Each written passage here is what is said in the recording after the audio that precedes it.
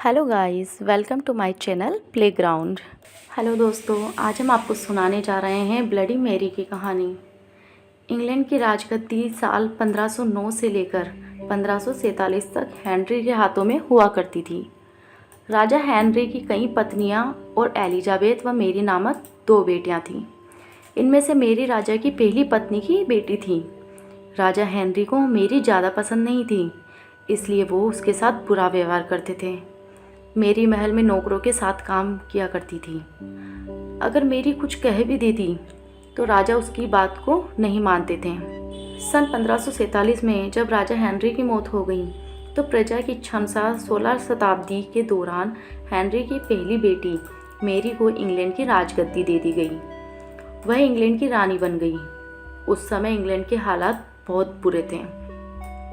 England Catholic और Protestant इन 2 धर्मों के बीच में बट गया था। उस समय दोनों धर्मों के लोगों के बीच जंग छिड़ी हुई थी। रानी मेरी चाहती थी कि पूरे इंग्लैंड में सिर्फ एक ही धर्म हो, लेकिन लोगों ने उसकी यह बात मानने से साफ इनकार कर दिया था। इससे नाराज होकर रानी ने उनकी बात न मानने वालों को मौत की सज़ा दे दी थी। वह ऐसे लोगों को जिंदा भी जला देती थी। रानी मेरी की इस क्रूरता की वजह से इंग्लैंड के लोग उससे नफरत करने लगे। ऐसा भी कहा जाने लगा कि रानी मेरी कुंवारी जवान लड़कियों के खून से नहाती थी। उसका यह मानना था कि उनके खून से नहाने से वह ज़्यादा दिनों तक जवान रह सकती है। कुछ सालों बाद रानी मेरी ने शादी कर ली थी और कुछ समय बाद इंग्लैंड में खबर आई कि रानी मेरी गर्भवती है और जल्द ही उनके राज्य को उनका नया राजा भी मिल जाएगा।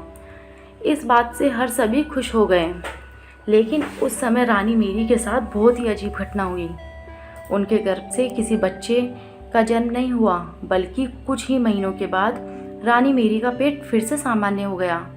वहाँ के ओझा लोगों ने अपनी तंत्र विद्या से बताया कि रानी मेरी के गर्भ में कोई बच्चा नहीं बल्कि एक भूत आकर निवास कर रहा है।